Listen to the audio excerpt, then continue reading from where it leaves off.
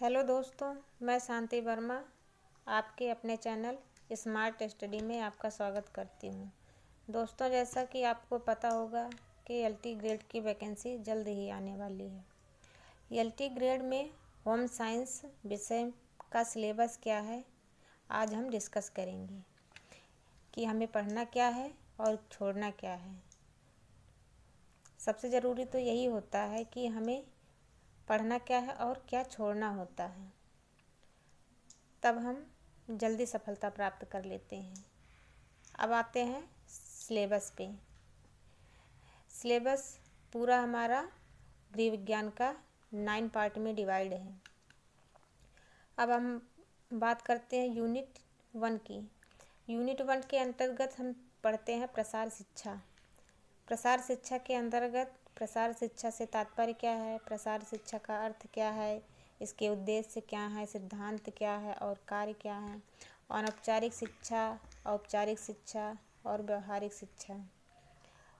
इसके अंतर्गत हम शैक्षणिक मनोविज्ञान भी पढ़ते हैं। शैक्षणिक मनोविज्ञान के अंतर्गत कि हम प्रसार शिक्षा का कैसे उपयोग किया जाता है शैक्षणिक मनोविज्ञान में। शैक्षणिक मनोविज्ञान से तात्पर्य क्या है, अर्थ क्या है, उद्देश्य क्या है और इसका प्रसार शिक्षा से संबंध क्या है और प्रसार शिक्षा में इसकी उपयोगिता क्या है।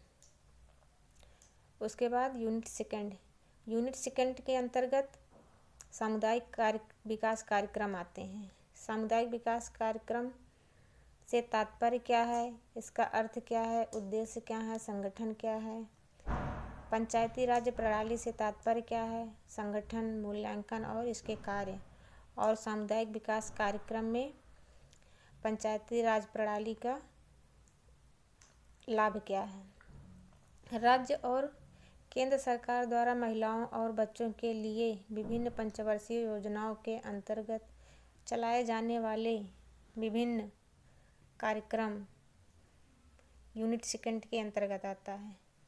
उसके बाद नेतृत्व से तात्पर्य क्या है, परिभाषा क्या है, नेतृत्व के कितने प्रकार हैं, कार्य क्या है और नेतृत्व के सिद्धांत क्या हैं और नेताओं की गतिशीलता या सहभागिता क्या है। अब बात आती है यूनिट सेकंड। अब यूनिट सेकंड के अंतर्गत हम पढ़ते हैं संचार प्रक्रिया। संचार प्रक्रिया में संचार प्रक्रिया से तात्पर्य क्या है, इसके अर्थ क्या हैं, दृष्टिकोण क्या है, तत्व क्या है, मॉडल क्या है, माध्यम क्या है, इसके सिद्धांत क्या है, सिद्धांत में आने वाली समस्याएं क्या कौन कौन सी हैं, संचार में आने वाली बाधाएं कौन कौन सी हैं, संचार के कौशल जैसा कि बोलना, लिखना, हाव भाव, इन सब चीज़ों को हम यूनिट 3 के अंतर्गत पढ़ते हैं। यूनिट 4 में हम प्रसार शिक्षण विधियाँ और श्रव्य दृश्य साधन और उसका वर्गीकरण पढ़ते हैं। यूनिट 5 में हम कार्यक्रम नियोजन के बारे में पढ़ेंगे। कार्यक्रम नियोजन के अंतर्गत कार्यक्रम नियोजन से तात्पर्य क्या है, अर्थ क्या है, उद्देश्य क्या है, कार्यक्रम नियोजन के सिद्धांत क्या है, कितने प्रकार के होते हैं और नियोजन, नियंत्रण, सतत निरीक्षण और मूल्यांकन भी पढ़ेंगे। यूनिट 6 में हम PRA यानी कि सहभागी ग्रामीण अध्ययन, तात्पर्य, अर्थ, उपकरण और उसकी विधियों के बारे में अध्ययन करेंगे। यूनिट 7 में हम महिला सशक्तिकरण और उद्यमिता अर्थात महिला सशक्तिकरण के लिए कौन कौन सी योजनाएं चलाई जा रही हैं और कौन कौन से कार्यक्रम चलाए जा रहे हैं, इन सब चीज़ों को पढ़ेंगे। अब आता है इकाई 2 गृह प्रबंध उपभोक्ता शिक्षा। इसके अंतर्गत यूनिट 1, इसको भी 5 यूनिट में डिवाइड किया गया है।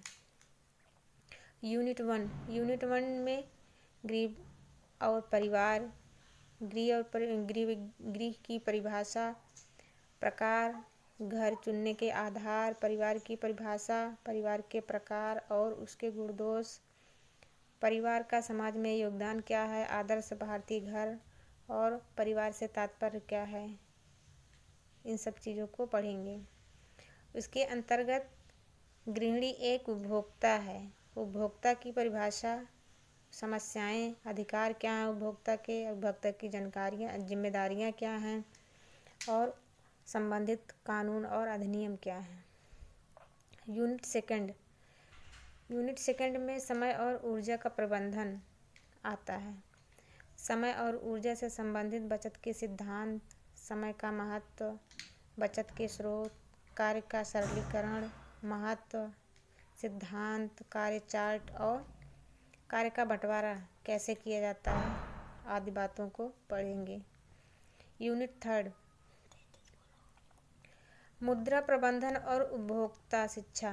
परिवार की आय के विभिन्न स्रोत और आय के प्रकार जैसे मुद्रा और वास्तविक आय, प्रत्यक्ष और अप्रत्यक्ष आय, अनुपूरक आय, घरेलू खाता की आवश्यकताएं, विधि और रखने के विभिन्न तरीके क्या हैं आदि बातों को पढ़ेंगे। यूनिट 4 के अंतर्गत बचत और निवेश, आय और बचत का महत्व, निवेश के विभिन्न तरीके जैसे बैंक, प्राइवेट बैंक, राष्ट्रीय बैंक, डाकखाना, LIC, PPF, PLI, mutual fund, विभिन्न बीमा, कर, बचत और GST कानून के बारे में पढ़ेंगे। यूनिट सेकंड के अंतर्गत हम घर की आंतरिक सज्जा पढ़ेंगे।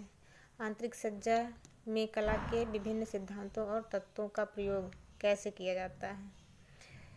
अब आता है इकाई 3 के अंतर्गत आहार एवं पोषण। आहार एवं पोषण के अंतर्गत पोषण क्या है, भोज्य पदार्थों के कितने समूह हैं, प्राप्ति के साधन क्या हैं, कार्य क्या है, पोषक तत्व कौन कौन से हैं, संतुलित आहार क्या है, उचित पोषण क्या है, कुपोषण क्या है, अत्यधिक पोषण क्या है, भोज्य पदार्थों का संगठन क्या है, मिलावट, फूड एडिटिव्स, भोजन की सुरक्षा, भोजन संरक्षण, पाक कला, रसोई के प्रकार, फूड माइक्रोबायोलॉजी अर्थात सूक्ष्म जैविकी, सूक्ष्म जीवाणुओं द्वारा होने वाली बीमारियां, सामान्य शरीर क्रिया विज्ञान के अंतर्गत विभिन्न तंत्रों का अध्ययन, पाचन तंत्र, उत्सर्जन तंत्र, परिसंचरण तंत्र, रक्त समूह, हीमोग्लोबिन, विभिन्न बीमारियों में आहार, अतिसार, कब्ज, रक्तचाप, मधुमेह, वृक्क संबंधी बीमारियां, प्रारंभिक रसायन जैसे कार्बोज, प्रोटीन, वसा के प्राप्ति के साधन, वर्गीकरण, खनिज एवं विटामिन की कमियों के लक्षण, सामुदायिक पोषण शिक्षा, उद्देश्य, कार्य, पोषण के स्तर का मापन, RDA, पोषण संबंधी कार्यक्रम, भोज्य पदार्थों की दैनिक आवश्यकताएं आदि बातों को हम आहार एवं पोषण के अंतर्गत पढ़ेंगे। अब आता है इकाई 4 में मानव विकास एवं पारिवारिक अध्ययन। इसके अंतर्गत मानव विकास का अर्थ, धारणा, महत्व, विकासात्मक नियत, कार्य, अवस्थाएं, विकास के सिद्धांत जैसे कि गर्भावस्था में विकास, जीवन पर्यंत विकास, पूर्व पाठशालाई शिक्षा, मानव विकास की थ्योरी, पारिवारिक संबंध, असाधारण आवश्यकताओं वाले बालक आदि बातों को पढ़ेंगे। फिर आता है यूनिट 5 के अंतर्गत वस्त्र और परिधान। वस्त्र और परिधान के अंतर्गत वस्त्र परिधान का महत्व, रेशों का वर्गीकरण, उनके रासायनिक गुण एवं उत्पादन, वस्त्रों का इतिहास, पारंपरिक वस्त्र, कताई, बुनाई, निटिंग, कपास, लिनन, ऊन, सिल्क, रेयान, नायलॉन का इतिहास एवं गुण, निर्माण, सिलाई मशीन एवं उसकी देखरेख, पैटर्न बनाना, धुलाई, रखरखाव, वस्त्रों को रंगना, विभिन्न अवसरों के लिए वस्त्रों का चुनाव, कढ़ाई, टाई एवं डाई, बाटिक, प्रिंटिंग, वस्त्रों का चुनाव को प्रभावित करने वाले कारक, धुलाई के तरीके, धब्बे निकालना, ये सब वस्त्र विज्ञान के अंतर्गत पढ़ा जाएगा।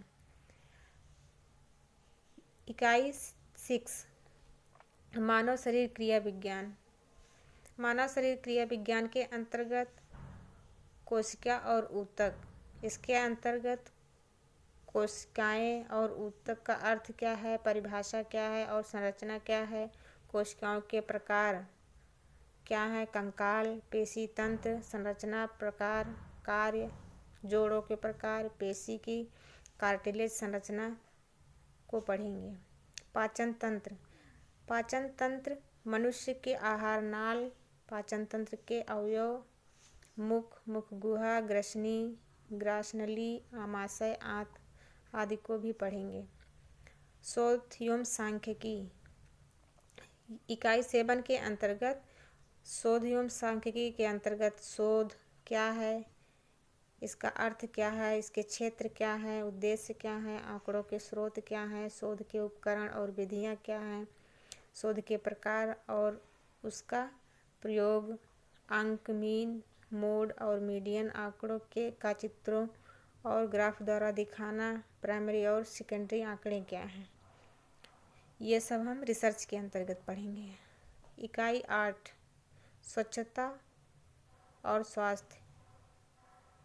यह संपूर्ण सिलेबस का सबसे महत्वपूर्ण टॉपिक है।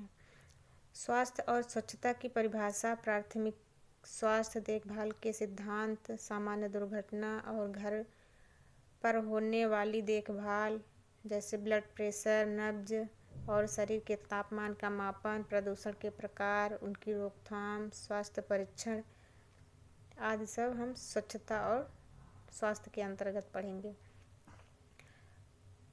यूनिट 2 वातावरणीय सुरक्षा। वातावरणीय सुरक्षा के अंतर्गत ऊर्जा के विभिन्न स्रोत क्या हैं और सोलर कुकर का प्रयोग कैसे किया जाता है, धुआं रहित चूल्हे क्या हैं आदि बातों को पढ़ेंगे। नंबर 2 पर जल की सुरक्षा और बचत। जल को सुरक्षित रखने की विधियां कौन कौन सी हैं, पानी की गुणवत्ता का महत्व क्या है, पानी के शुद्धिकरण की विधियां जैसे छानना, फैकट, tap water, water alum, chlorine द्वारा आधुनिक तकनीकी का प्रयोग करके। उसके बाद खाद्य सुरक्षा, अनाज भंडारण विधियों का प्रयोग, खाना बनाने की विधियां और खाद्य संरक्षण की तकनीकें क्या हैं। 4 जीविकोपार्जन सुरक्षा, सरकारी और प्राइवेट नौकरी के अवसर, स्वरोजगार जैसे स्टार्टअप आदि। इकाई 9 में प्राथमिक उपचार और स्वास्थ्य। प्राथमिक उपचार अर्थ सिद्धांत, प्राथमिक उपचार के डिब्बे की आवश्यक सामग्री, पट्टियाँ, प्रकार, उपयोग, फ्रैक्चर के प्रकार, मोच, कृत्रिम श्वसन, खिसकना, खून आदि का बहना, प्रेशर केंद्र, देखभाल, रखरखाव, मरीज की देखभाल, मरीज का कमरा, सामान्य बीमारियां और उनके घरेलू उपचार, ये प्राथमिक उपचार और स्वास्थ्य के अंतर्गत पढ़ेंगे। धन्यवाद दोस्तों। मेरे चैनल को लाइक, सब्सक्राइब और शेयर ज़रूर कीजिएगा।